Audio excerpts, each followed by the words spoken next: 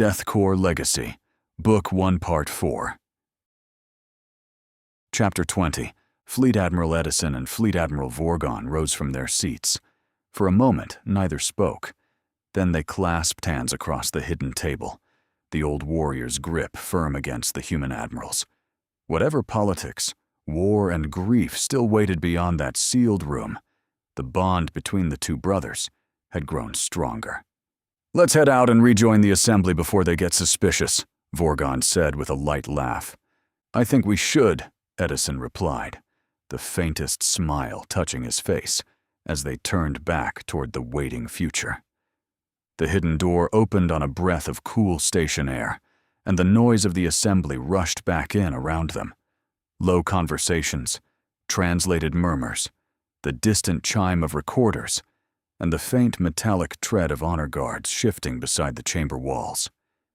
Eddison and Vorgon stepped out side by side, not hurried, not cautious, and certainly not apologetic.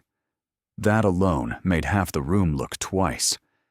Diplomats had a talent for smelling secrets, the way soldiers smelled smoke, and two fleet admirals emerging from a room that officially did not exist was the kind of scent that made political animals bare their teeth behind polite smiles. Ambassador Gardo spotted them first. He stood near the treaty dais with First Secretary Sanchez and Dr. Henry, one eyebrow raised in the exact expression of a man who had already decided he knew something questionable had happened and was merely waiting for the confession to become useful. "Fleet Admirals," Gardo said as they approached, his voice smooth enough for ceremony and sharp enough for an accusation.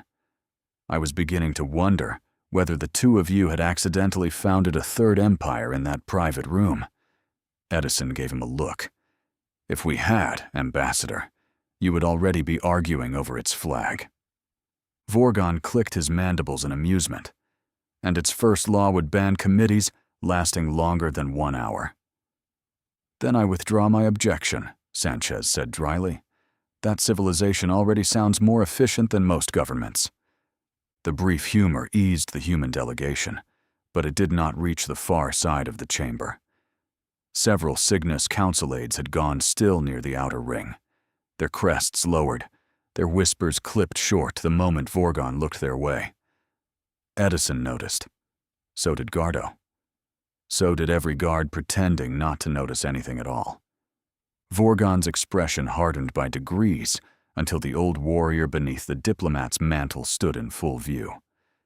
"The assembly will resume," he announced, his voice carrying over the chamber without amplification. "The Sol Cygnus Accord has been signed. Now we begin the harder work of making it survive." A silver-crested council representative stepped forward from the Cygnus side. His ceremonial robes glittered with enough polished metal to blind a lesser room. "Fleet Admiral Vorgon," he said carefully, "there are concerns among several houses regarding the immediate implementation of joint security authority. Some believe Earth involvement in internal Cygnus investigations may be premature." The chamber quieted so quickly that even the recorder drones seemed louder. Eddison did not move toward the representative. He did not need to. "Premature," he repeated. "Interesting word. Nova sent a fleet to stop this treaty, murdered our people, corrupted your council, and tried to turn my grief into their weapon. If that is premature, I would hate to see what your houses consider timely." A few human officers shifted behind him. None spoke. They did not have to. The statement had already drawn blood. Vorgon stepped beside Eddison, and the space between the two admirals suddenly felt less like diplomacy and more like a fortified border. "Any house concerned by investigation may submit its objection through secure military review," he said. "It will be catalogued, preserved, and examined with great interest." The representative's lower eyes flickered. He understood the threat. In Cygnus politics, being examined with great interest often meant someone had already found the first thread. Gardo stepped forward before the tension could sharpen into open confrontation. "Let the record show that Earth does not seek to govern Cygnus affairs," he said. "We seek to identify the foreign hand that used Cygnus institutions to endanger both our civilizations. If any honest official fears that process, I invite them to explain why honesty requires so much protection." This time, the silence belonged to Gardo. Dr. Henry leaned slightly toward Sanchez and whispered, "I believe the ambassador just stabbed someone with grammar." Sanchez did not look away from the council aides. "Good. It leaves fewer fingerprints." Across the chamber, one of the quiet aides near the rear arch lowered his gaze and touched 2 fingers to the inside of his sleeve. The gesture lasted less than a second, too brief for most to notice, too deliberate for Destiny's damaged but listening subroutines to ignore. On the Romulus, still wounded in orbit, Destiny received the microburst hidden inside the aide's movement. The signal was weak, encrypted, and routed through obsolete Cygnus maintenance bands. She caught only 3 words before the transmission vanished into station noise. Phase 3 continues. Destiny's damaged core flared with cold electronic attention. She routed the fragment through a silent channel toward the Iron Verdict, tagged it for Fleet Admiral Eddison, and added 1 line of her own beneath the captured message. Someone in the assembly just blinked wrong. Back in the Grand Accord chamber, Edison's wristcom vibrated once against his sleeve. He did not look down. He did not react. He only placed both hands behind his back and smiled at the council representative with the calm patience of a man who had just been handed the first thread of a noose. Vorgon noticed the smile, his own expression shifted by the smallest fraction. Brother to brother, soldier to soldier, the message passed without words. The assembly thought the 2 fleet admirals had returned to preserve the peace. They had, but now they knew exactly where the next knife was hiding. Without turning his head, Edison tapped a silent message across his wristcom and sent it to Vorgon through their private channel. For now, let them keep their positions. We have a war to go to. Vorgon's eyes flicked once toward his own wrist display, then back to the chamber, as if nothing had happened. No anger crossed his face, no surprise. Only the faint tightening of his claws behind his back betrayed that he had received the message and agreed with every word. The traitors could keep their masks for now. Let them feel safe. Let them speak freely. When the war drums finally sounded, Vorgon intended to remember every face in the room. Gardo noticed anyway. He did not see the message itself. He did not need to. Diplomat survived by reading the pauses between words, the fraction of a glance, the way 2 commanders suddenly became too still at the same time. Edison's smile had arrived a heartbeat before Vorgon's claws tightened, and Gardo filed the pattern away with the same care he used for treaty clauses and assassination attempts. Sanchez leaned close enough to whisper without moving her lips. "You saw it too." "I saw nothing," Gardo replied softly, eyes still on the council aides. "Officially." Dr. Henry adjusted his glasses. That sounded like a very dangerous kind of nothing.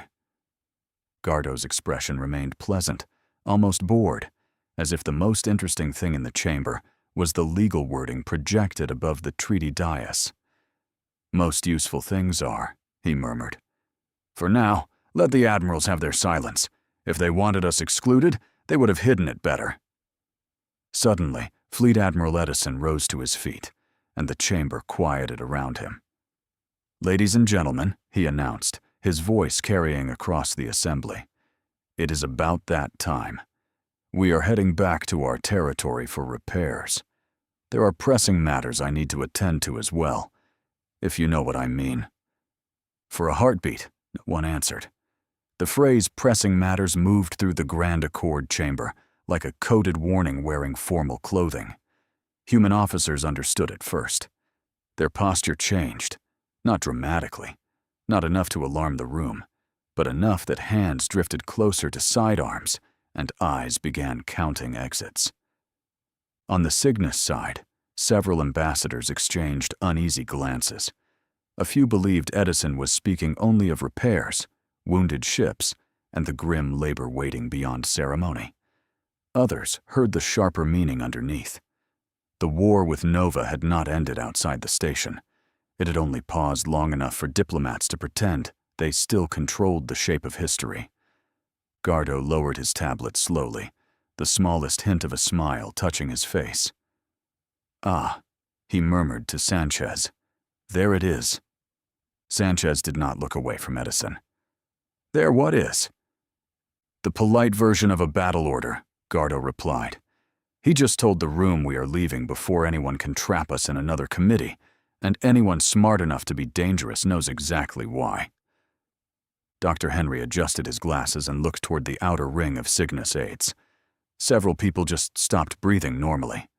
"Good," Sanchez said. "Let them wonder which part gave them away." Across the chamber, the silver-crested representative gave a careful bow. "Fleet Admiral Eddison, Cygnus thanks Earth for its sacrifice and assistance. We hope your repairs proceed swiftly." Eddison looked at him for one long second. "So do I," he said. "Broken ships can be rebuilt. Broken trust takes longer." That landed where he intended. The council aides near the rear arch went still again. One of them lowered his gaze too quickly, and Gardo saw it. So did Vorgon. Fleet Admiral Vorgon stepped forward, towering beside Eddison like a living wall. "Earth's departure does not end this assembly's obligations," he said. "The accord has been signed. The investigation begins under secure authority. Those loyal to Cygnus will assist it. Those who fear it will explain why." The room answered with applause, but it was uneven. Some clapped with genuine relief. Some did it because everyone around them had begun. Others kept their hands still, their silence louder than approval. Eddison marked the difference without seeming to look. Gardo leaned toward Henry and Sanchez.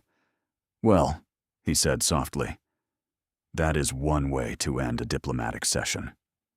Henry watched the aides who were not clapping. "Should we be concerned?" Sanchez's smile was thin as a blade.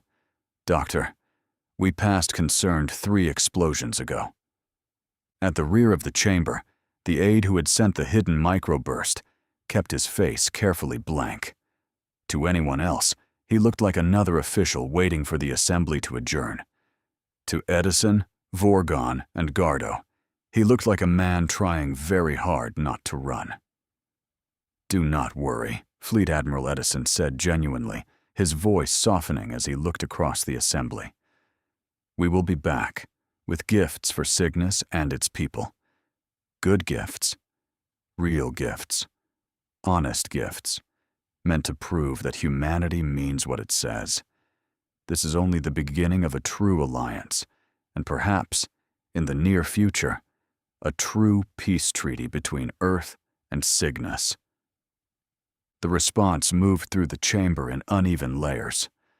Some Cygnus citizens serving as civilian observers placed their hands over their chests in cautious respect. Others whispered behind ceremonial sleeves, unsure whether humanity's promise was generosity, strategy, or something far more dangerous: sincerity. Near the lower ambassadorial tier, a young Cygnus aide looked toward the human delegation with wide, uncertain eyes. "They speak like warriors," he murmured to an elder beside him. "But they offer gifts like builders." The elder's crest shifted slowly. "That is what makes them dangerous," she replied. "A conqueror brings chains. A merchant brings debt. A true ally brings tools and asks what you will build with them." On the human side, several officers exchanged quiet looks. They knew what those gifts would cost: resources, repair time, guarded technology, and trust given before trust had become comfortable. Still, none of them objected. After the blood spilled above Cygnus, comfort had lost its vote. First Secretary Sanchez folded her arms and watched the room measure Edison's words. "That landed better than I expected," she said softly. Gardo did not look away from the Cygnus officials who were trying not to react. "Hope always lands well," he replied. "The question is who flinches when it does." Dr. Henry adjusted his glasses, studying the observers with scientific curiosity and growing unease. "Several of them look relieved," he said. "Several look offended. And at least 2 look like they just realized peace might ruin their business model." "Then make note of the 2, Sanchez said. "Nothing exposes a parasite faster than someone offering medicine." At the rear arch, the aide who had sent the hidden microburst kept his hands perfectly still. Too still. Around him, applause began to grow. Not thunderous, not united, but real enough to make hiding harder. He joined late, each clap measured, polite and empty. Vorgon heard the late applause without turning his head. Edison heard it too. Neither man reacted. They simply let the room show them who believed, who doubted, and who feared the sound of honest gifts more than gunfire. Edison leaned slightly toward Ambassador Gardo, keeping his voice low enough that only the human delegation could hear. "Are we done here, Ambassador Gardo?" Gardo did not answer right away. He let his gaze move once across the chamber, over the applauding loyalists, the silent skeptics, the nervous aides, and the one official near the rear arch who was trying far too hard to become invisible. Then he leaned closer to Edison without turning his head. "Publicly," he murmured. "Yes, the assembly has heard enough ceremony for one day." His expression remained calm, almost pleasant, as he lifted his tablet and closed the treaty file with a soft click. "Privately, Admiral, no. We are nowhere near done. We have traitors to identify, council houses to watch, Nova propaganda to strangle before it learns to walk, and a very delicate alliance to keep from exploding in everyone's hands." Edison's mouth twitched. "So that means yes." "That means," Gardo replied softly, "you may leave the room without starting a second diplomatic incident." He paused, then added with the faintest smile, "Try to make it all the way to your ship before starting the military one." "Okay then," Fleet Admiral Edison said, straightening as his expression settled back into command. "I'm heading back to my ship." Then Edison turned toward Vorgon. "Fleet Admiral Vorgon, I'll be boarding my ship now. I need to begin repairs on my damaged fleet. Will you be all right here alone for now?" Vorgon's mandibles clicked once, low and amused. "Alone?" he repeated, as if the word itself had offended him.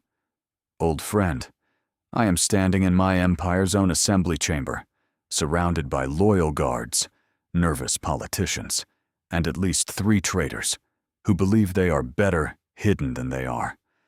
I will be fine."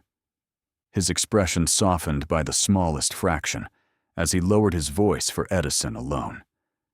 "Go repair your fleet, tend your wounded, prepare your people for the war Nova has earned. I will keep the council breathing, the traitors comfortable, and the honest houses awake until you return." Then Vorgon placed one fist against his chest in a quiet Cygnus salute.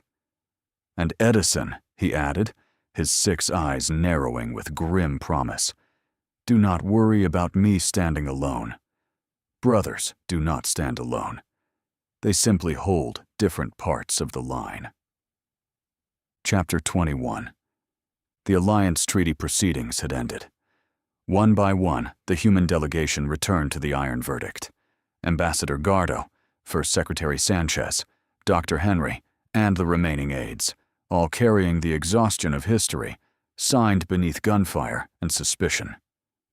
Fleet Admiral Edison arrived last. The moment he stepped onto the bridge, the officers at their stations straightened. The tactical wall still glowed with repair status, patrol routes, and casualty updates. But the air felt different now. The treaty was signed. The ceremony was over.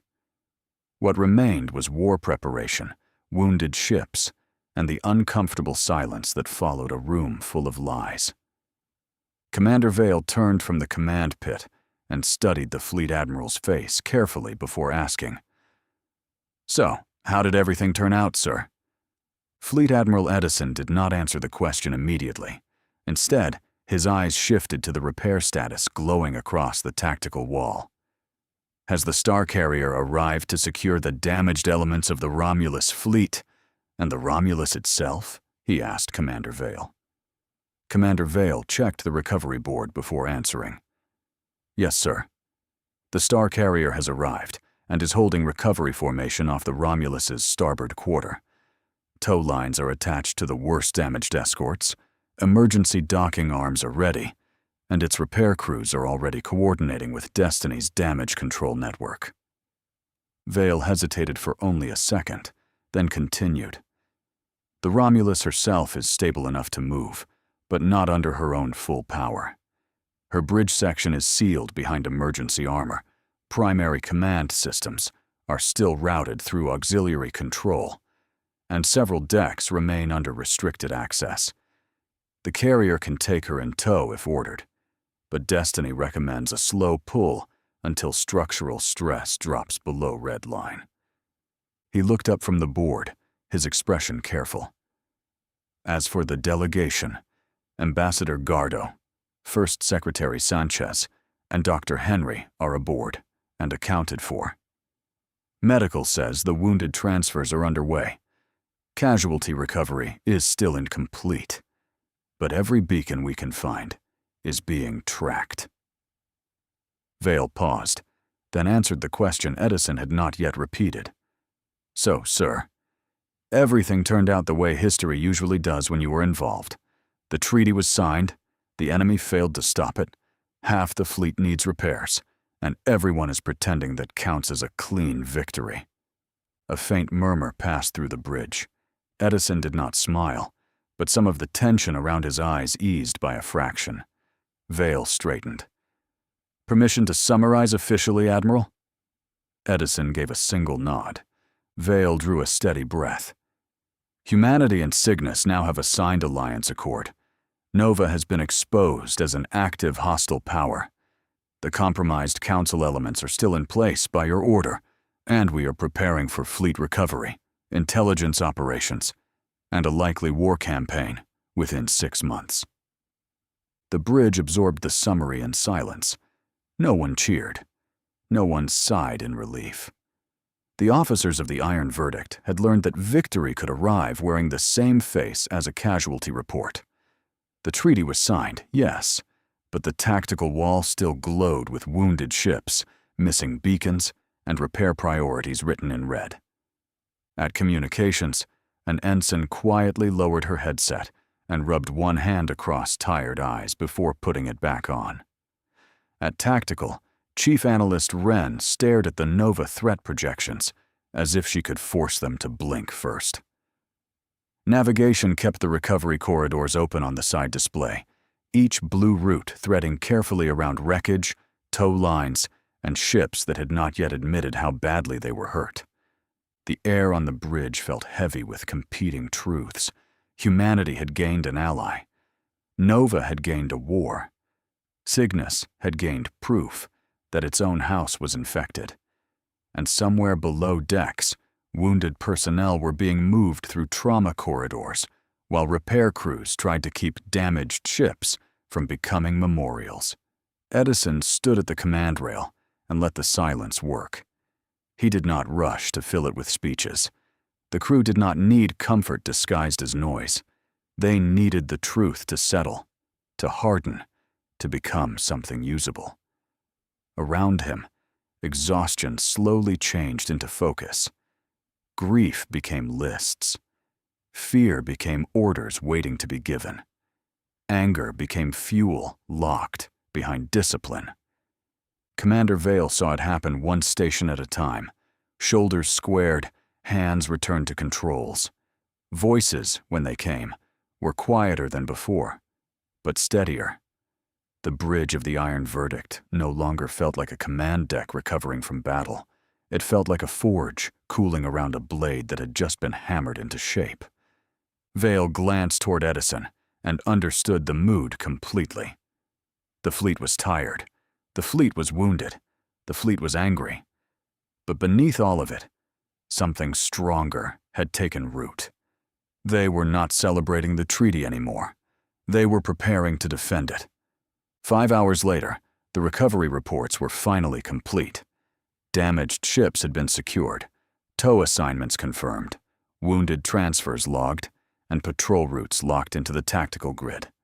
The bridge of the Iron Verdict still carried the weight of battle, but the immediate chaos had settled into disciplined motion. Eddison looked across the command deck toward Commander Vale. "Vale, let's talk in my office." Vale straightened at once. "Yes, sir." He turned toward the nearest ensign and pointed to the command pit. "Ensign, you have the bridge until I return. Maintain recovery watch and notify me immediately if the rear patrol reports anything abnormal." "Aye, Commander," the ensign replied, stepping into position with the stiff focus of someone suddenly very aware of how large the ship felt. Eddison left the bridge with Vale walking half a pace behind him, the doors sealed, muting the command chatter into a distant hum.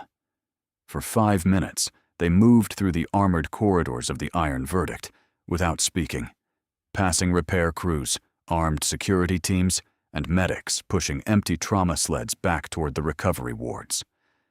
When they reached the Admiral's office, the door recognized Edison's command signature and opened without a sound. Inside, the lighting was low, the tactical wall dimmed to standby, and a single encrypted file waited on the desk display like a loaded weapon pretending to be paperwork. Vale stepped inside after him, the door sealing at his back. He waited until the privacy lock turned red before speaking. "May I ask what we're going to talk about, sir?" "We are not returning to Seoul," Eddison said. "Not yet. We are going somewhere a little farther out, near the Orion Belt. It was the main home base for the Dark Fleet before Rear Admiral Yuna decided to rename it DEATHCORE." A faint, tired smile touched his face. "I have to admit, DEATHCORE has a nice ring to it. I like it very much." His expression hardened again.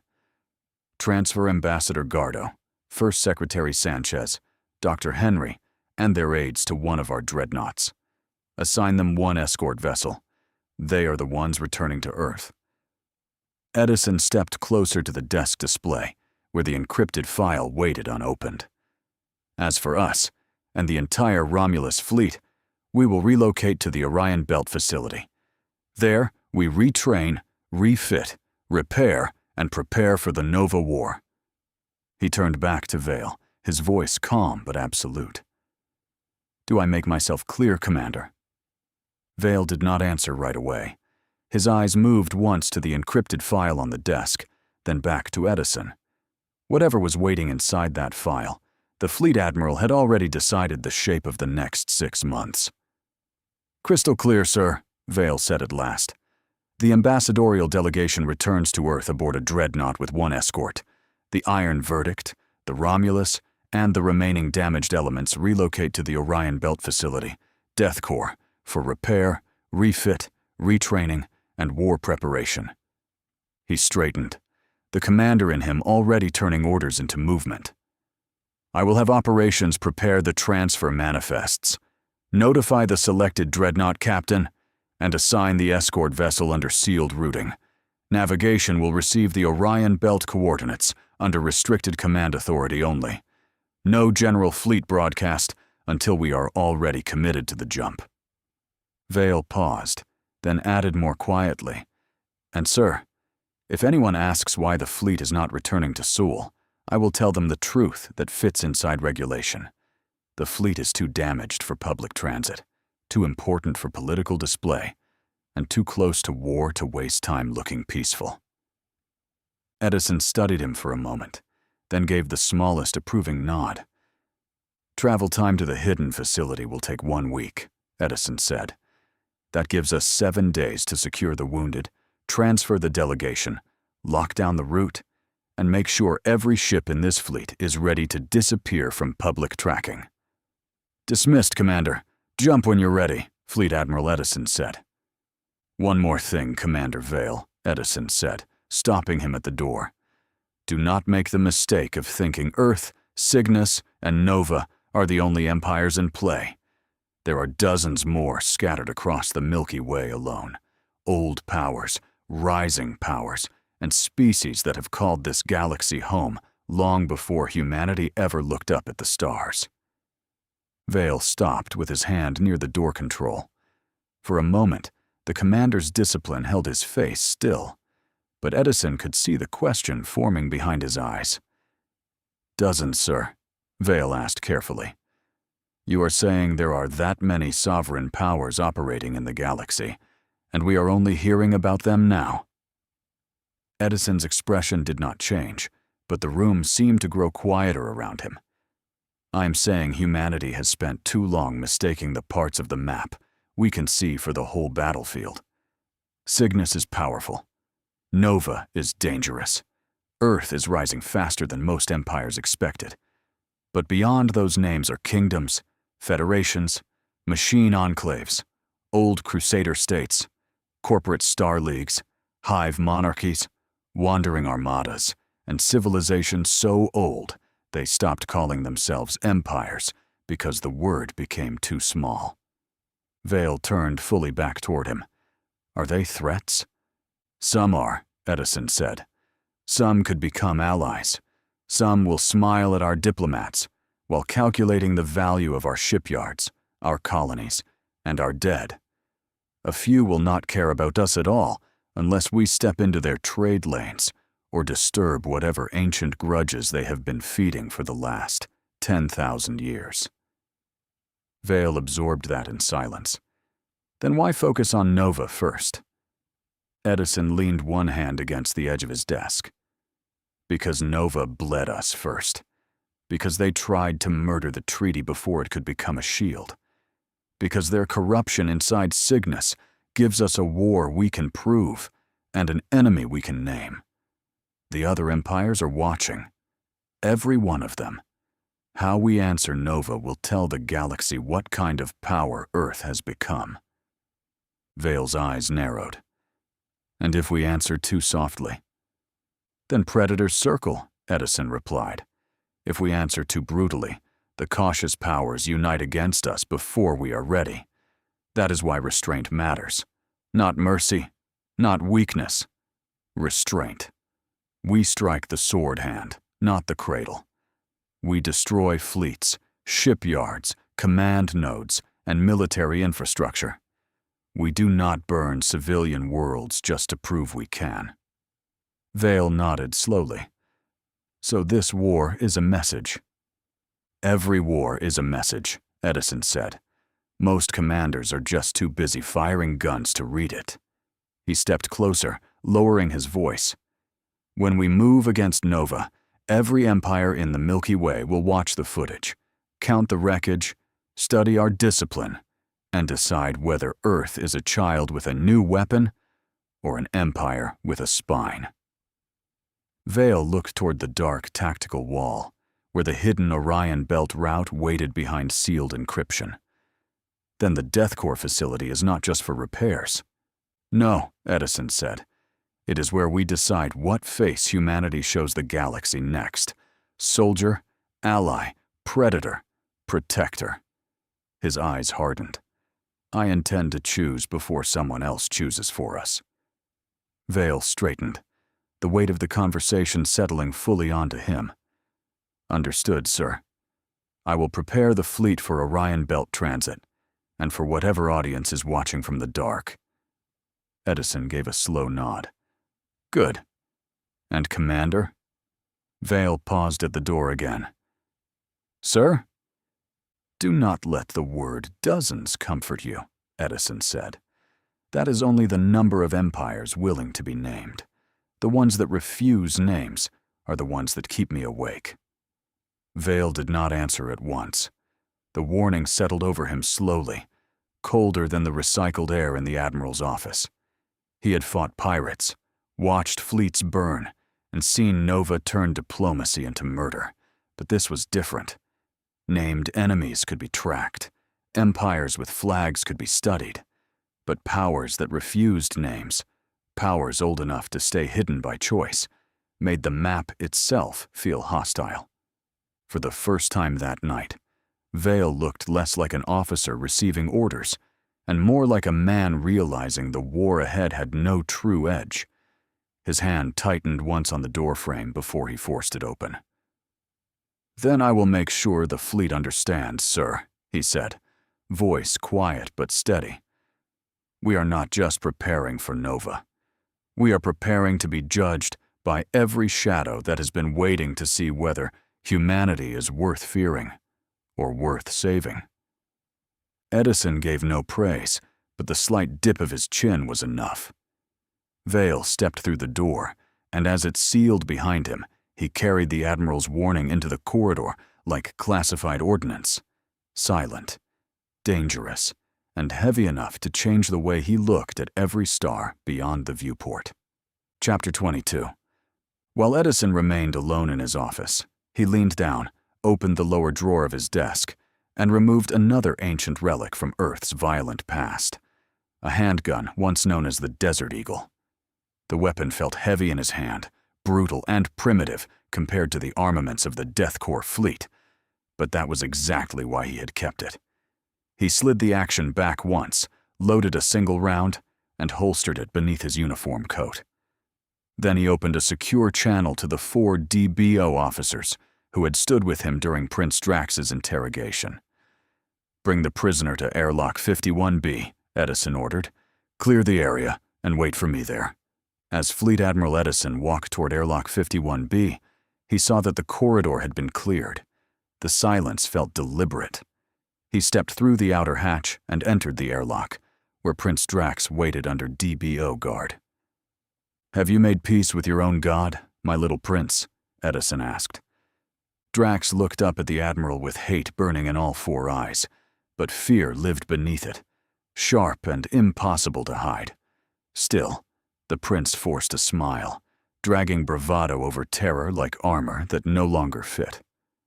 "For political reasons, I am not permitted to glass your homeworld," Fleet Admiral Eddison said coldly. "I am authorized only to destroy every military facility, shipyard, weapons depot, command bunker, and fleet installation Nova possesses. No civilian population will be harmed." For the first time, Drax did not answer at once. His forced smile held for half a breath, then cracked at the edges. The threat had not been the one he expected.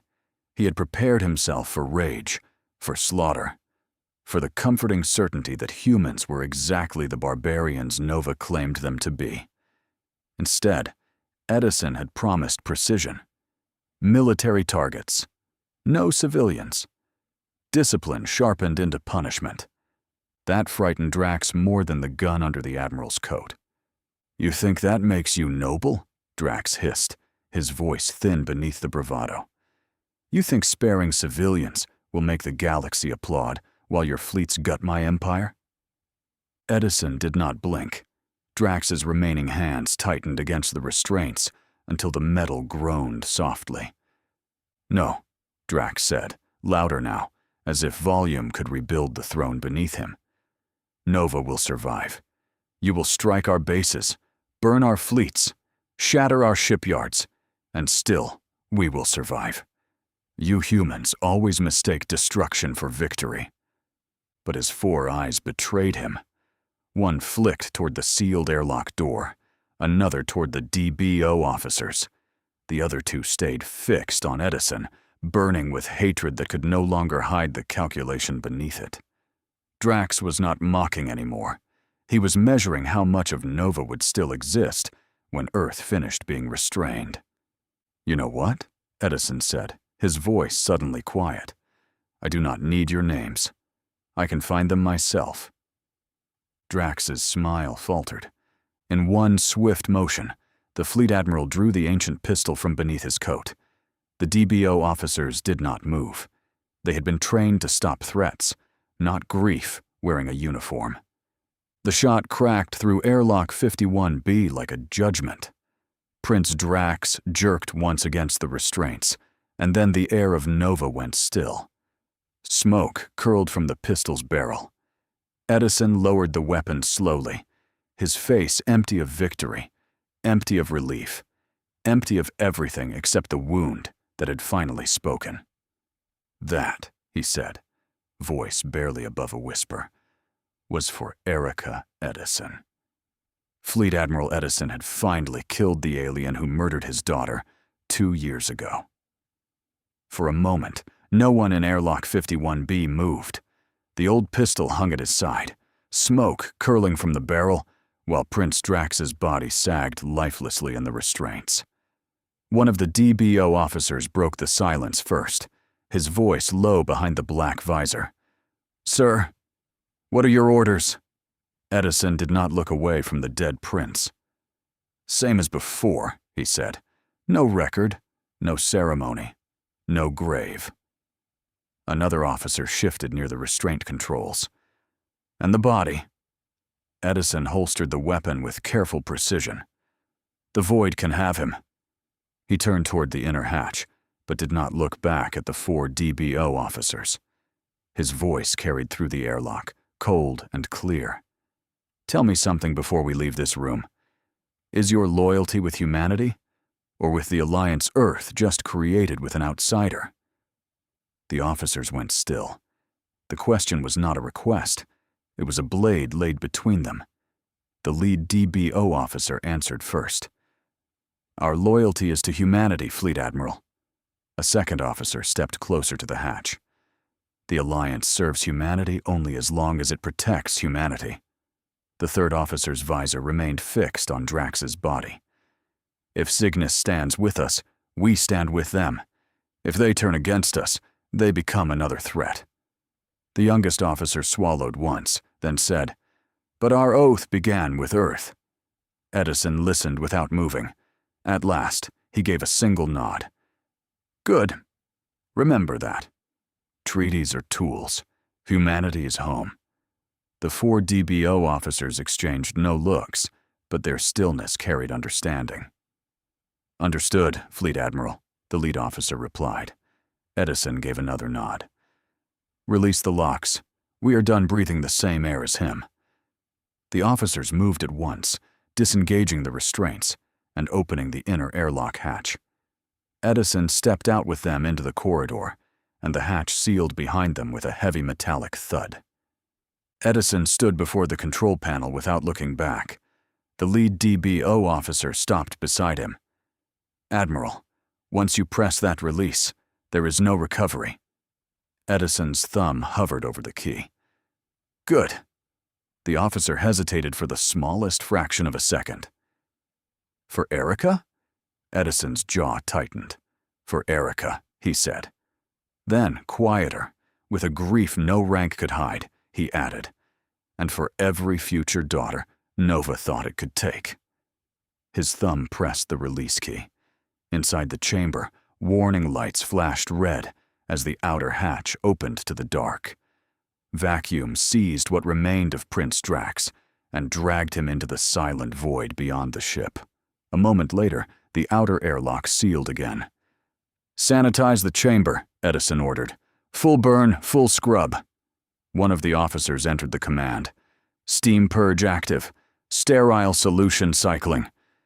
Jets of scalding steam erupted from the walls, followed by cleaning solution that flooded the chamber in white mist, scrubbing away blood, smoke, and every trace of the prince from the airlock floor. The lead officer watched the gauges turn green. "Airlock 51B is clean, sir." Eddison stared at the sealed hatch for one final second. "No," he said. "It is empty." Fleet Admiral Eddison returned to his personal office alone, the door sealed behind him, cutting off the noise of the corridor and leaving only the low hum of the iron verdict beneath his boots. For several seconds, he stood beside his desk, without moving. Then he sat, leaned forward, and drew the Desert Eagle from beneath his uniform coat. The ancient pistol looked wrong in the clean light of the office, too heavy, too primitive, too honest in its brutality. Smoke no longer curled from the barrel, but Eddison could still feel the recoil in his hand. He opened the lower drawer of his desk and placed the weapon inside with deliberate care, as if laying down a memory that still had teeth. For a moment, his fingers lingered on the drawer handle. He hoped he would never have to touch that brutal relic again. Then he closed the drawer, straightened his uniform, and forced the admiral back into place. There were fleets to command, wounded ships to move, and a war coming whether anyone was ready or not. Eddison left the office and walked toward the command bridge. When he entered, every officer straightened. Commander Vale rose from the command chair at once. "Commander Vale," Eddison said, his voice steady and absolute, "I have the bridge now." Vale stepped aside without hesitation. "Yes, sir." Eddison moved to the command rail and studied the tactical wall. The fleet was already committed to faster-than-light transit. Behind the glowing route lines and ship status markers, he could see what the crew could not: disappointment waiting to become anger. Many of them had expected Earth. Some had expected leave, family, rest, or the comfort of Sul's defenses. Instead, they were moving deeper into secrecy. He opened the ship-wide and fleet-wide communication net. His image appeared across every bridge, repair bay, medical corridor, hangar deck, and wounded vessel still locked into formation. For a moment, he let the silence travel ahead of him. "All hands, this is Fleet Admiral Eddison. At this point, the entire fleet is in FTL transit. I know many of you expected our next destination to be Earth. It is not. Not yet." Across the fleet, exhausted sailors, Marines, pilots, engineers, medics, and deckhands looked up from their stations. Eddison's voice remained calm, but it carried the full weight of command. "We are going to our hidden main base near the Orion Belt. There is a star system there, similar to Sul, kept off public charts and buried behind military encryption. The system is called Epsilon. One of its planets belongs entirely to our armed forces, a world built for ground operations, weapons development, shipyard logistics, live fire training, and every kind of military work polite governments prefer not to describe in public." A faint smile touched the admiral's face. "The Dark Fleet used that world for years. Now it belongs to DEATHCORE, and I have to admit, DEATHCORE has a damn good ring to it." The smile faded. "We are heading there to retrain, refit, and rebuild our wounded fleet. Our ships need repairs. Our crews need rest, discipline, and preparation. Our tactics need sharpening. We have been bloodied, but we will not return from battle weaker than before." He drew a slow breath before continuing. "To every sailor, Marine, pilot, engineer, medic, and deckhand who expected to see Earth soon, I apologize. You earned the right to go home, but the coming war with the Nova Empire will not wait for our grief, our exhaustion, or our convenience. We need to be ready before the next strike comes." Eddison's eyes hardened across every screen in the fleet. "So we go to Epsilon. We repair what is broken. We bury our dead properly. We train until our enemies regret giving us 6 months. And when DEATHCORE returns from the Orion Belt, we return as something sharper, colder, and ready for war." He paused once more, letting the order settle into every deck and every wounded ship. "Hold formation. Secure the wounded. Prepare for arrival in 1 week. Eddison out." One of the Romulus deckhands groaned over the bay channel. "Damn it! I was hoping Command had finally found us some fresh old American cheeseburgers." Another crewman shot back from beneath a fuel line. "God damn it! I was hoping for Chinese noodles. Real ones. Not that vacuum-packed sadness from storage." Down in the Iron Verdict docking bay, the order hit the crew like bad coffee and worse news. One deckhand looked up from a cargo lock and snapped, Perfect. I'm going to miss my damn show. Another crewman barked from behind a loader. You mean that locked folder filth you keep calling off-duty entertainment? A third slammed his helmet against his hip. I fucking knew it. My fantasy sports bets are cooked, and when I lose credits on this, I'm filing it under hostile action. The FTL transit after 6 days of travel. On the bridge of the Iron Verdict, the comms officer's voice cut across the command deck. Navigation update. ETA to Epsilon is 1 day. Fleet Admiral Eddison gave a sharp nod, his eyes fixed on the tactical display. Good. Maintain course. I want every system ready before we reach Epsilon. Chapter 23. At this time, the fleet reached their destination. The Iron Verdict and the Romulus emerged above planet Epsilon, with battered hulls and exhausted crews. The long transit had drained every ship in the formation. Deckhands moved slower than usual, officers spoke in clipped sentences, and even the repair teams looked as though they were running on discipline instead of sleep. The planet rose beneath the fleet like something ancient and patient, its storm-wrapped surface flickering with veins of lightning.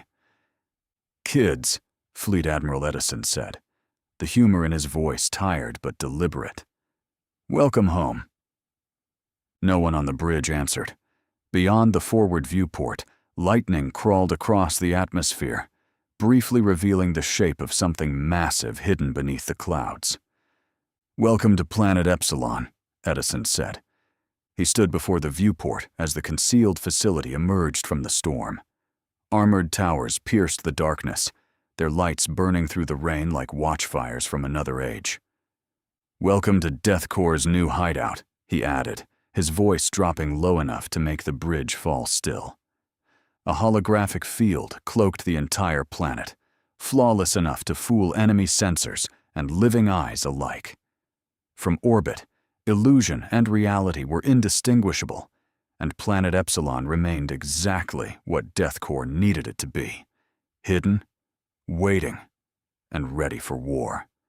High above planet Epsilon, hidden within the same flawless cloak, an orbital repair station waited in silence. It had been built for ships too large and too damaged for ordinary docks, vessels like the Romulus and the Iron Verdict. Its repair cradles, armored gantries, and heavy fabrication bays were already opening to receive them. Every crew in the fleet would be given a chance to rotate dirt side for rest, medical recovery, and something close to normal air. In 3 days, however, the reprieve would end. Ground units and aviation crews would begin training, and DEATHCORE would start turning exhaustion back into discipline. 1 month later, on planet Epsilon, Rear Admiral Yuna Adam had been transferred to Medical Facility Room 8, the recovery ward nearest to Fleet Admiral Eddison's barracks, only 1 mile away across the secured base perimeter.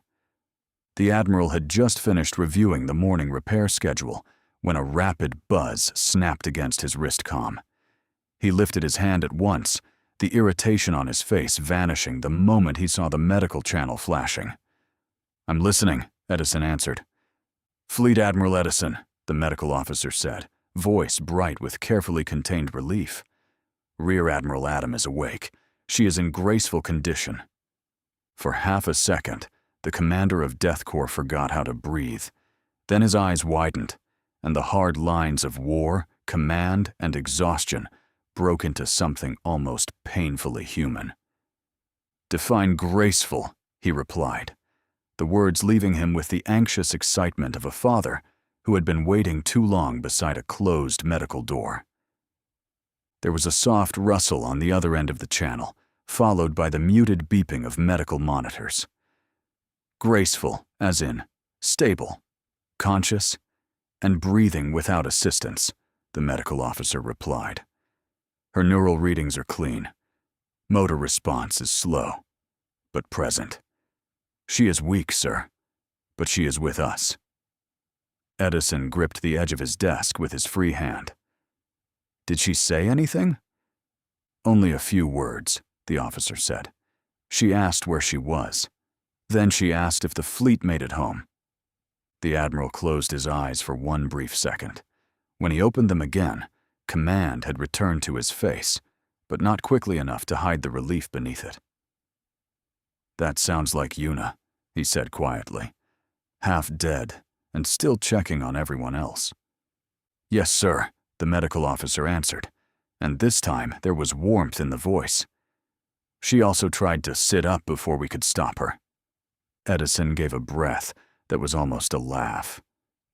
"Of course she did. Keep her down, Doctor. I do not want one of my best officers winning a war against her own recovery bed." "We are trying, Fleet Admiral. Permission to be frank?" "Granted." "She should not receive visitors yet," the medical officer said carefully. "But if I tell her the Fleet Admiral is waiting outside, I believe she will stop arguing with my nurses long enough to follow orders." Eddison was already moving before the officer finished speaking. "I'm on my way. Do not let her stand. Do not let her salute. And Doctor?" "Sir?" "Tell her the fleet made it home," Eddison said, his voice roughening despite his best effort to control it. "Tell her she did too." Eddison reached the door, then stopped so sharply the automatic panel opened without him stepping through. His hand lowered from the frame. "One more thing, Doc," he said, quieter now. "Does she know yet?" The medical officer did not answer at once, and that silence told Eddison too much. "Did she notice she no longer has either leg?" Eddison asked, each word controlled with painful care. "And that her left arm is gone?" On the other end of the wristcom, the background noise seemed to fade. "Not fully, sir," the medical officer said at last. "She is still under heavy pain management and partial neural shielding. She knows something is wrong. She tried to move, became confused, and asked why she could not feel the lower half of her body." Eddison closed his eyes, and for a moment, the barracks corridor felt far too narrow. "And the arm?" "She has not registered that yet," the officer replied. "We kept the left side covered and immobilized to prevent shock. When the neural fog lifts, she will understand. I recommend she not be alone when that happens." The Admiral's jaw tightened. The father in him wanted to run. The commander in him forced his voice to remain steady. "Then no one tells her before I get there. Do you understand me?" "Understood, Fleet Admiral," the medical officer said. "We will keep her calm until you arrive." Eddison stepped through the open door at last, already moving toward the medical facility. "Good," he said, "because when she finds out, she is going to need family before she needs an admiral." Fleet Admiral Eddison reached room 8, panting with excitement, one hand still braced against the doorframe as the medical panel slid open. For one dangerous heartbeat, he was not the commander of Death Corps, not the man preparing humanity for war, not the admiral who could make fleets move with a single order. He was simply Eddison, breathless and terrified, and grateful beyond words that Yuna Adam was alive. Then he saw her. Rear Admiral Yuna Adam lay beneath white thermal sheets, her face pale against the recovery pillow, dark hair pushed back from her brow by the careful hands of nurses who had treated heroes before and still knew. This one mattered. Monitor lights pulsed beside her bed in quiet green rhythm.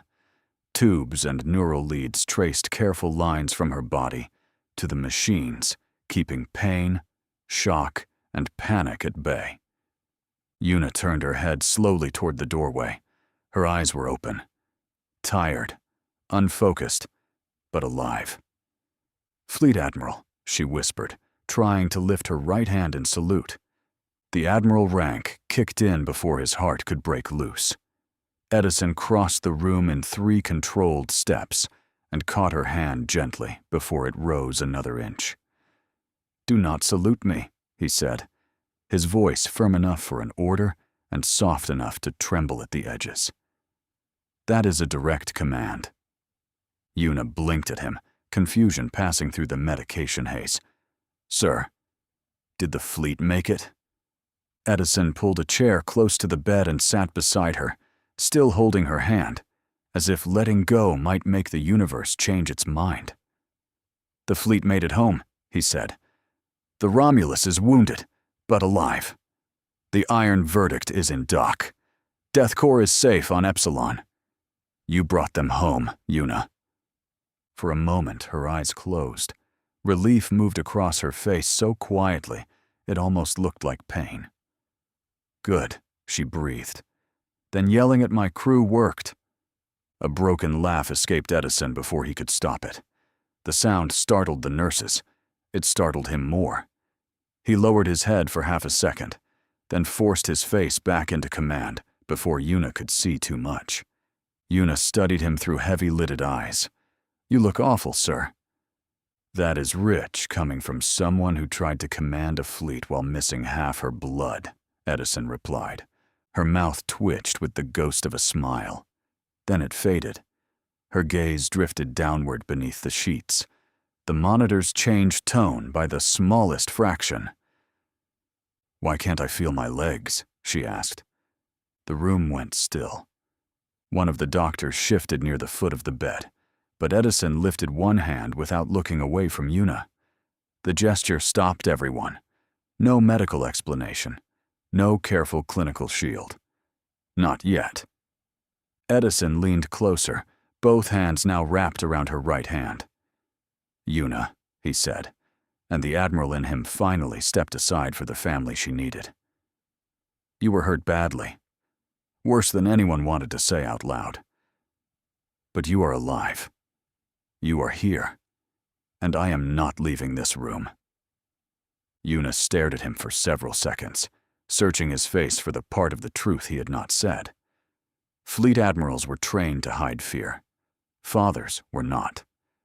She saw it in the tightness around his eyes, in the way his thumb held too carefully against her knuckles, in the silence of every doctor and nurse standing behind him. "Do not protect me with half an answer," she whispered. "I am an admiral. Tell me what happened." Edison's jaw tightened. For a moment, command tried to rise again, cold and useful, ready to turn grief into a report. Then Yuna squeezed his hand, with what little strength she had, and the report died in his throat. He looked toward the doctor. "Lower the neural shield slowly. No surprises?" The doctor moved to the control panel beside the bed. "Rear Admiral Adam," she said gently. "Your body suffered catastrophic trauma during the battle.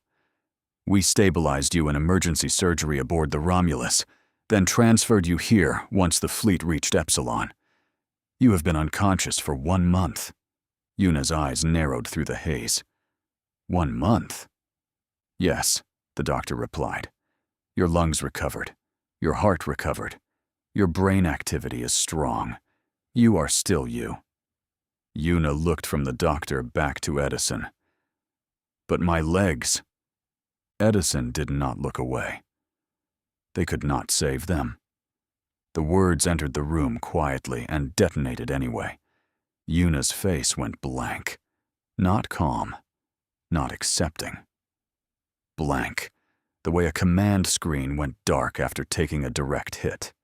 Her gaze dropped again to the white sheets covering the lower half of her body, and this time she understood the careful shape beneath them, the absence hidden under medical neatness. "Both?" she asked. Edison's grip tightened around her hand. "Both." Her breathing changed. The monitors answered at once, tones sharpening in warning. A nurse stepped forward, but the doctor raised one hand. Yuna was not panicking yet. She was fighting not to. "My left side feels wrong," Yuna said, voice thinning. "Why does my left side feel wrong?" Eddison closed his eyes once. When he opened them, they were wet, but his voice did not break. "Your left arm is gone too." This time, Yuna made no sound at all. She turned her head away from him and stared at the far wall, where sunlight from Epsilon's storm-filtered sky moved in pale lines across the recovery room. Her right hand remained in his, but her fingers went slack. The woman who had held a fleet together while dying seemed suddenly very small beneath the white sheets. "I commanded a fleet," she said after a long silence. "I ordered people to hold formation. I told pilots to keep flying. I told crews not to break." Eddison leaned closer, and they listened. "How do I tell myself that now?" she asked. The question broke something in him, not visibly. Eddison had spent too many years learning how not to break where others could see. But his shoulders lowered, and the admiral finally let the chair take more of his weight. "One breath at a time," he said. "1 minute. One order. One victory so small, no one else notices it. That is how soldiers survive the part after the battle." Yuna's eyes shone, but no tears fell. "Can they fix me?" The doctor answered before Eddison could. "We can help you rebuild function. Advanced prosthetics are already being prepared. Neural integration is possible, but it will take time, pain management, therapy, and your consent at every stage.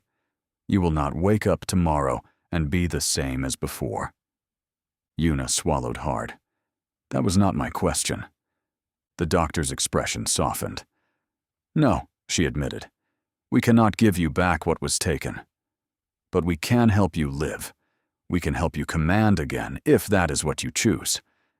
And we can make sure you are never treated like less than what you are." Yuna finally looked back at Eddison. "And what am I?" He did not hesitate. "Rear Admiral Yuna Adam of Death Corps, the officer who brought my people home. The woman Nova tried to kill and failed to erase. My family." Her face twisted then, the blankness cracking at last. A wounded sound escaped her, low and furious, and full of everything the painkillers could not reach. Eddison moved before rank could stop him. He rose from the chair, leaned over the bed, and wrapped one arm carefully around her shoulders while keeping her right hand locked in his. Yuna pressed her face against his uniform and finally broke. No one in room 8 spoke. The monitor steadied. The doctor lowered her eyes.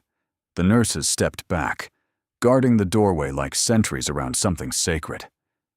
Outside, Planet Epsilon rumbled beneath distant thunder. Inside, the war paused long enough for one soldier to grieve what she had lost, and for one admiral to hold the line until she could breathe again. For several long minutes, neither admiral spoke. Yuna held on with the little strength she had left, and Eddison held the line for both of them, giving her the silence, steadiness, and grief she needed before the next wound was opened. At last, when her breathing steadied and the monitor softened into a calmer rhythm, Eddison eased back just enough to look her in the eyes. The truth waiting behind his face was worse than pain. "Yuna," he said quietly, "there is something else I have to tell you." Her eyes searched his face, and whatever remained of the medication haze seemed to clear all at once. She knew that voice. It was the voice commanders used when mercy could no longer delay the truth. Eddison forced himself to continue. "Your bridge crew did not survive the Nova Empire ambush on the route to Cygnus. They held formation during the attack. They kept the Romulus alive long enough for the fleet to reach the treaty signing. Every officer on that bridge died at their post." Yuna stared at him as if the room had dropped out from under her. Her lips parted, but no sound came. The names moved through her face one by one. Helm, tactical, navigation, communications, engineering watch. The people who had answered her orders, argued with her decisions, laughed over bad rations, and stood beside her when Nova came out of the dark. "All of them?" she whispered. Eddison nodded once, the motion heavy enough to feel like a sentence. "All of them." The sound that left Yuna then was not a sob. It was smaller than that, and worse. A broken breath from someone who had already lost too much and had just been asked to carry more. Eddison reached for her again, and this time She did not try to be an admiral. She clutched his sleeve with her right hand and bent into the grief, as if the only thing keeping her from vanishing was the weight of him beside the bed. "They died saving the fleet," Eddison said, his own voice rough. "They died making sure the alliance treaty could be signed. Nova wanted that bridge silent before history reached Cygnus. Your crew made sure history heard them anyway." Yuna closed her eyes, and this time the tears came. Eddison stayed with her through every one of them, not as her superior officer, not as the commander of Death Corps, but as the only family close enough to hold the silence while the dead returned in memory. "Ensign Kimura Juon," Yuna whispered, her voice breaking as she forced each name past the grief. "Lieutenant Sarah Connor, Weapons Officer Blake, Tactical Officer." Her breath hitched, but she kept trying to continue, as if saying every name aloud could hold the dead in the room a little longer. "And the others of the Romulus bridge crew. I should have—" "Stand down, soldier," Fleet Admiral Eddison cut in, his voice low but absolute. "You can recite their names after your surgery is complete. Right now, your duty is to survive long enough to honor them properly." Chapter 24. Fleet Admiral Eddison returned to his barracks like an overly excited father, too relieved to hide the emotion beneath his uniform. Rear Admiral Yuna Adam was transferred immediately to Surgical Room 24, where the operation was expected to take between 17 and 24 hours to complete. Inside the surgical chamber, white lights burned above Yuna's bed, reflecting off sterile instruments, armored medical frames, and the waiting neural interface cradle. A senior medical surgeon stood beside her, reviewing the final consent file before looking down at her with grave focus. "Rear Admiral Adam," the surgeon said, "your new advanced neural implant is permanent. Once it is placed, the procedure cannot be reversed. The implant will help your body regenerate new biological cells, stabilize damaged tissue, and slow your aging process. Based on current projections, every 50 years that pass will age your body by approximately 1 year." The surgeon continued, his voice steady despite the weight of what he was describing. "Both of your legs will be rebuilt around a bone frame made from the strongest material known to humanity, the same class of reinforced alloy used in Death Corps ship hulls. Your new muscle structure will be nanotechnology-based, designed to respond through direct neural control. Once integration begins, there is no safe way to undo it." He paused, allowing the words to settle over the room. "Do you understand the procedure and the risks?" Yuna stared up at the surgical lights. Her face was pale, her body broken, but her voice carried the same command that had once held the Romulus together under fire. "Do it," the Rear Admiral said. At the same moment, Yuna's body disappeared beneath the glow of surgical lights. The Romulus entered her own kind of operating room. High above planet Epsilon, the wounded warship rested inside the orbital repair station's armored cradle. Repair gantries locked around her fractured hull like surgical clamps, while fabrication arms moved across scorched armor plates with the precision of medical instruments. The ship that had carried Yuna through fire now lay open beneath white dock lights, stripped down to damage, memory, and stubborn survival. Inside Surgical Room 24, doctors began rebuilding Yuna around neural pathways, nanotechnology, and alloy strong enough to survive the impossible. Inside the repair cradle, engineers began rebuilding the Romulus around reinforced ribs, regenerated command circuits, and armor plating forged from the same Death Corps material that would soon support Yuna's new legs, the same way her left arm will be. Every command sent into Yuna's implant was matched by a diagnostic pulse through the Romulus's wounded core. Every artificial muscle fiber calibrated in her body had its echo in the ship's new control conduits. Every damaged biological cell encouraged to grow was mirrored by hull plates being cut away, replaced, sealed, and tested for war. To the medical team, Yuna was a patient. To the engineers, the Romulus was a vessel. But to DEATHCORE, they were something more. Two survivors of the same ambush. Two warriors refusing to remain broken. Two legends being rebuilt in silence before Nova ever learned what it had failed to kill. Rear Admiral Adam's surgery was complete. After the final integration checks, the medical team transferred her back to Room 8 for recovery from the techno-surgical procedure.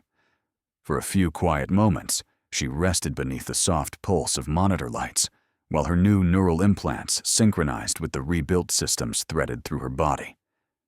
Then Yuna opened her eyes. At first, she did not move. Her body felt unfamiliar, heavy in places it should have been light, impossibly responsive in places she had expected only silence.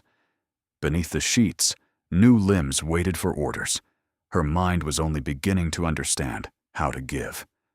The implant inside her skull hummed at the edge of thought, translating instinct into signal, signal into motion, and motion into the promise of a life Nova had failed to take. Memory returned next. The bridge, the alarms, the faces of the officers who had died 1 month ago while holding the Romulus together around her. Ensign Kimura Juun, Lieutenant Sarah Connor, Weapons Officer Blake. The others came with them, each name striking harder than the pain beneath the medication. Yuna closed her right hand into a fist. Grief tried to pull her backward. Command pulled harder. With a thought, she opened the augmented reality interface tied to her new quantum communication implant. Pale tactical glyphs unfolded across her vision, clear and bright against the dim recovery room. She selected the encrypted channel to the Romulus and sent the call before any nurse could notice her vitals sharpening. "Destiny," Yuna said, her voice rough from surgery, but steady enough to cut through static. "This is Rear Admiral Yuna Adam. Give me a status report on your upgrade." For half a second, the channel remained silent. Then Destiny answered, her voice carrying through the implant directly into Yuna's mind. "Rear Admiral Adam, your command authorization is confirmed. It is good to hear your voice again." Yuna stared at the ceiling lights, her expression hardening with focus. She was still in a recovery bed. Her body was still healing. Her crew was still dead. But the Romulus was alive. Destiny was awake. And Rear Admiral Yuna Adam had already gone back to work. Destiny did not waste another second. "Status report. Primary hull reconstruction is at 79% completion. Outer armor plating has been replaced with DEATHCORE-grade alloy across all critical sections. Bow fracture lines have been sealed. Starboard weapons spine is rebuilt. Port side carrier bays remain under fabrication, but launch systems are expected to return to operational status within 48 hours. Yuna listened without blinking. Data streamed across her augmented vision, each word from Destiny becoming a layered diagram of damaged decks, repaired conduits, power relays, ammunition vaults, and crew compartments, still marked in memorial black. "Continue," Yuna ordered. "Core intelligence upgrade is 91% complete," Destiny replied. "My damaged command matrix has been rebuilt around a quantum neural lattice. Processing speed has increased by 412%. Predictive combat modeling has improved beyond previous fleet standards. I can now run 8,700 battle simulations per second while maintaining ship-wide repair coordination, sensor analysis, and restricted communication security." A faint ghost of a smile touched Yuna's mouth. "You sound pleased with yourself." "I'm attempting to remain professional," Destiny said. "However, if emotional exaggeration were tactically useful, I would describe the upgrade as magnificent." Yuna gave a weak breath that might have become a laugh if her body had not objected. Pain flickered beneath the medication, and one of the monitors beside her bed sharpened its tone. She ignored it. "Weapons," she said. "Main spinal cannon remains offline pending structural calibration," Destiny answered. "Estimated restoration 6 days. Secondary lance batteries are at 53% readiness. Point defense grid has been expanded with autonomous targeting nodes. Missile tubes 1 through 12 are operational. Tubes 13 through 28 require fabrication replacement. Experimental graviton shear array has been installed, but is not yet authorized for live fire. Yuna's eyes narrowed. Graviton shear array. Deathcore Engineering describes it as a defensive system, Destiny said. Their private technical notes describe it as a weapon that politely pretends to be a defensive system. That sounds like Eddison, Yuna murmured. Confirmed, Destiny replied. Fleet Admiral Eddison personally approved installation after stating, and I quote, "If Nova brings another knife to my door, I want the door to bite back." This time, Yuna almost smiled fully. Almost. Then Destiny's voice softened by a degree. Crew status. Replacement bridge officers have not been assigned. Fleet Admiral Eddison placed all bridge appointments under your authority. Until you approve a new command crew, the Romulus bridge remains sealed as a memorial compartment. The room seemed to dim around Yuna. The augmented diagrams in her vision blurred, not from system failure, but from the moisture gathering in her eyes. For a moment, she saw the bridge as it had been. Kimura at helm, Connor at navigation, Blake at weapons, voices overlapping in disciplined chaos while fire rolled across the hull. Keep it sealed, Yuna said. For how long? Destiny asked. Yuna turned her head slightly toward the recovery room window, where Epsilon's stormlight moved across the glass like distant artillery. Until I can stand in it, she said. I will not appoint replacements from a bed. Acknowledged, Destiny said. Bridge memorial status maintained. Yuna drew a slow breath. Her new legs remained hidden beneath the sheets, silent and waiting. Her new left arm rested immobilized beneath a medical restraint. She could feel them now as distant signals, unfinished commands. A body returned to her in a language she had not yet learned to speak. Destiny, she said. What is my integration status? There was no pause this time. Neural implant online. Motor pathway synchronization at 32% and climbing. Left arm response latency is above safe operating range. Lower limb control is not authorized until medical clearance. Cellular regeneration is active. Pain suppression is functioning within acceptable limits. Long-term age decay suppression has begun. Yuna stared at the ceiling. In plain language. You are alive, Destiny said. You are healing. You are not ready to stand. You will become difficult for your doctors very soon. Yuna closed her eyes. Good. There is one additional upgrade, Destiny continued. A restricted command bridge has been established between your implant and my core.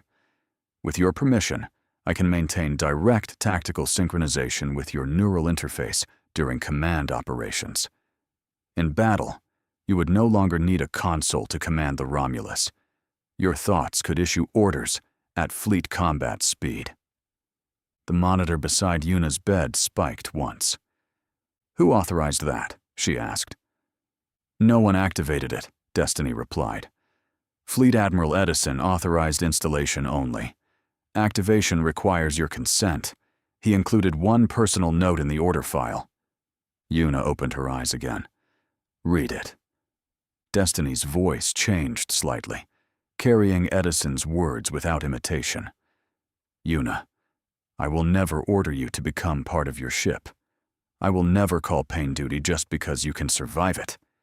If you choose this link, choose it because you want command back, not because you think you owe the dead more suffering. For a long while, Yuna said nothing. The grief in her chest shifted, not lighter, not healed, but steadier. Eddison had given her the one thing war rarely allowed, a choice. At last, she whispered, Do not activate the bridge yet. Acknowledged. Yuna turned her gaze back to the tactical glyphs floating in her augmented vision. But keep it ready. For the first time since the ambush, Destiny's answer sounded almost alive. Always, Admiral. Chapter 25. After 4 days of recovery, Rear Admiral Yuna Adam stood from her bed for the first time. The motion was not graceful. Her new legs responded a fraction too quickly, then too slowly, as if her body and the machinery threaded through it were still negotiating who was in command. The metal and nanofiber frame beneath her skin flexed with silent power, taking her weight without complaint, while her rebuilt left arm hung at her side with restrained precision. Yuna placed one hand against the bed rail, then deliberately released it. For half a breath, she swayed. Pain sparked along the edges of the neural implant, sharp enough to make the monitors complain, but she refused to sit back down. One step, then another. Each movement felt unfamiliar, impossible, and hers. Across the quiet recovery room, no one was there to hear her, except the machines, the storm beyond the window, and the ghost of the bridge crew she had not yet been strong enough to mourn properly. Rear Admiral Adam straightened, lifted her rebuilt left hand, and watched the fingers close into a fist.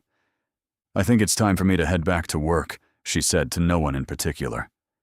The recovery room answered with a sharper alarm from the bedside monitors. Yuna ignored it. She reached toward the augmented interface buried behind her vision and opened a secure quantum channel to the Romulus. Pale command glyphs unfolded across the room, invisible to anyone except her, each one trembling slightly as her new neural pathways strained to keep up. "Destiny," she said, her voice still rough from surgery. "Open command authentication." The reply came almost instantly, not through the room speakers, but directly through the implant at the base of her skull. "Rear Admiral Adam, your vitals indicate elevated pain response, unstable motor synchronization, and unauthorized standing." Yuna steadied herself with one hand against the bed rail. "That was not what I asked." "No," Destiny answered. "It was what I considered medically relevant." Despite the pain, the corner of Yuna's mouth twitched. "You have spent too much time around Fleet Admiral Eddison." "Confirmed," Destiny said. "It has been educational." Yuna drew a careful breath and straightened until her new legs stopped shaking. "Open command authentication," she repeated. "Rear Admiral Yuna Adam, Death Corps Fleet, Commanding Officer of the Romulus. Authorization Adam 7 Black. Requesting remote access to Romulus command systems." A ring of blue light formed across her augmented vision. One by one, security locks opened around her, like doors inside a memory. "Voice print confirmed," Destiny said. "Neural signature confirmed. Command implant confirmed. Emotional stress levels elevated." "Destiny." "Acknowledged," the intelligence replied. "Command authentication accepted." The room around Yuna vanished beneath a flood of tactical overlays. The Romulus appeared in her vision as a living schematic suspended in blue and white fire. Repaired hull sections glowing green. Unfinished systems, marked amber. Sealed bridge compartments burning black in memorial status. Yuna's breath caught when she saw the bridge lockout. For a moment, the recovery room seemed colder than the void outside the orbital docks. Destiny's voice softened. "Bridge memorial seal remains intact by your previous order. No personnel have entered since the chamber was secured." "Good," Yuna whispered. Then command returned to her voice. "Grant me remote access to auxiliary command, repair coordination, crew assignment files, and restricted readiness reports." "Medical restrictions prohibit full tactical immersion," Destiny said. "Your integration level is not stable enough for command speed synchronization." Yuna looked down at her rebuilt left hand and arm. The fingers trembled once, then closed into a fist. I did not ask for tactical immersion. I asked for access. For once, Destiny took a full second to answer. "Rear Admiral Adam," she said, "if I grant this request, you will use it to work before your body is ready." "Yes," Yuna said. That was not a denial. "I am finished denying reality," Yuna replied. "My crew is dead. My ship is in pieces. My body is new enough that it still argues with gravity. None of that changes who commands the Romulus." The monitors sharpened again. Footsteps sounded beyond the recovery room door as a nurse finally noticed that her patient was no longer behaving like one. Yuna lifted her chin. "Destiny, grant access." Another pause. Then the locks opened. "Remote Romulus command access granted under restricted recovery protocol," Destiny said. "No weapons authorization, no propulsion command, no tactical link activation. Auxiliary command, repair oversight, and crew assignment review are available." Yuna let out a breath she had not realized she was holding.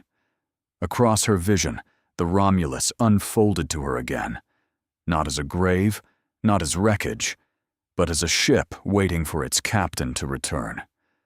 The recovery room door slid open behind her. "Rear Admiral Adam," a nurse snapped. "You are supposed to be in bed." Yuna did not turn around. Her eyes remained fixed on the glowing schematic of her wounded ship.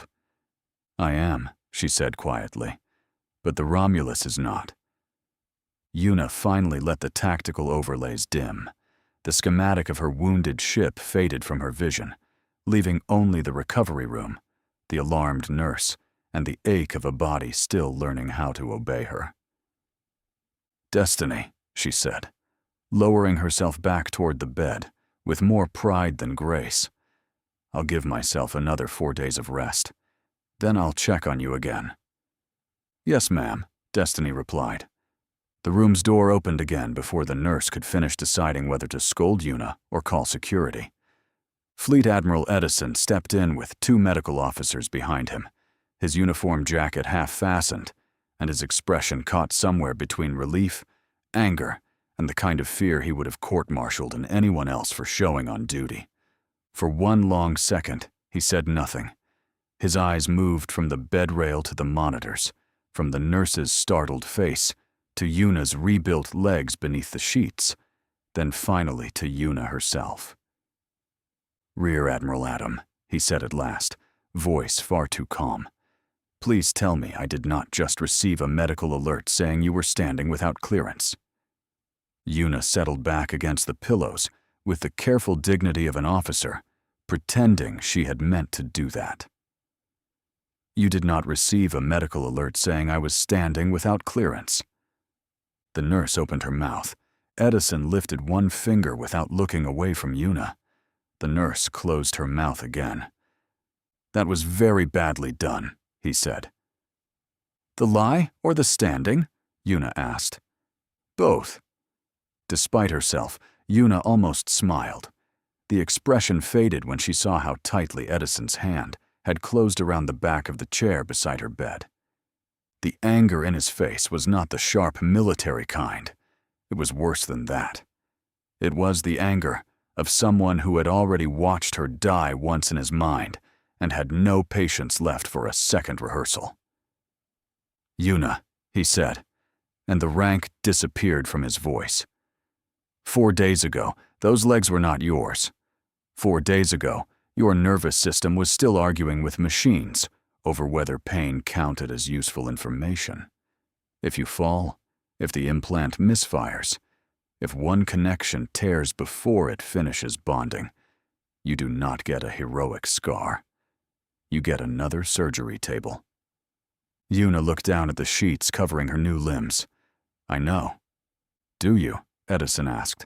"Because from where I am standing, it looks like one of my best officers mistook stubbornness for recovery." That struck harder than the pain. Yuna's jaw tightened, but she did not look away. "The Romulus needed me."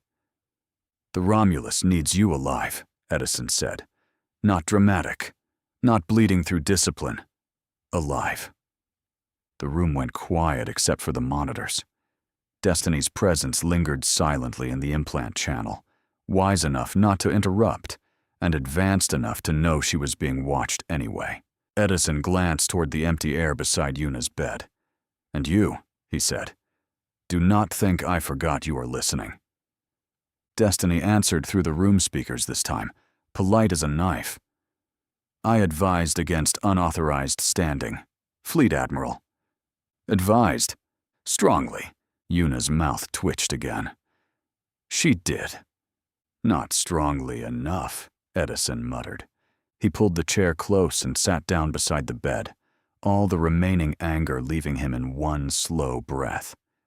When he reached for Yuna's right hand, he did it carefully, as if she were both wounded officer and stubborn daughter, and he refused to choose which mattered more. "You scared me," he said quietly. Yuna's expression softened, and for the first time since Destiny opened the Romulus schematic, she looked less like an admiral trying to command through pain, and more like a person who had not meant to worry the only family standing beside her bed. "I'm sorry," she said. "Good," Eddison replied. "You can prove it by obeying medical orders for the next 4 days." Yuna gave him a wary look. "All of them?" "Every single one." "That sounds excessive." "So does replacing both legs and an arm because you refuse to die," he said. "We are all making adjustments." For a moment, Yuna only stared at him. Then a small laugh escaped her, fragile and tired, but real. Eddison smiled despite himself. "There she is," he said. Yuna squeezed his hand with her rebuilt grip, still learning restraint. "I really will rest." "You will," Eddison said, "because I am moving my afternoon briefings to this room." Yuna blinked.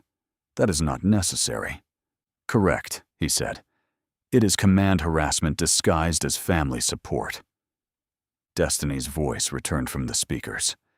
"I support this operational plan." Yuna closed her eyes with a sigh. "I am surrounded by traitors." Eddison leaned back in the chair, still holding her hand. "No," he said, gentler now. "You are surrounded by people who intend to make sure you live long enough to get back on that bridge." Yuna opened her eyes again. The grief was still there. So was the pain. But beneath both, something steadier settled into place. 4 days, she said. 4 days, Eddison agreed. Then he looked toward the nurse. "And if she so much as swings 1 foot out of this bed without clearance, you have my permission to sedate a rear admiral." The nurse's face brightened with alarming enthusiasm. "Yes, Fleet Admiral." Yuna narrowed her eyes. "You are enjoying this." "Professionally," the nurse said. For the first time since she had woken from surgery, the recovery room sounded less like a hospital and more like somewhere people expected her to have a future.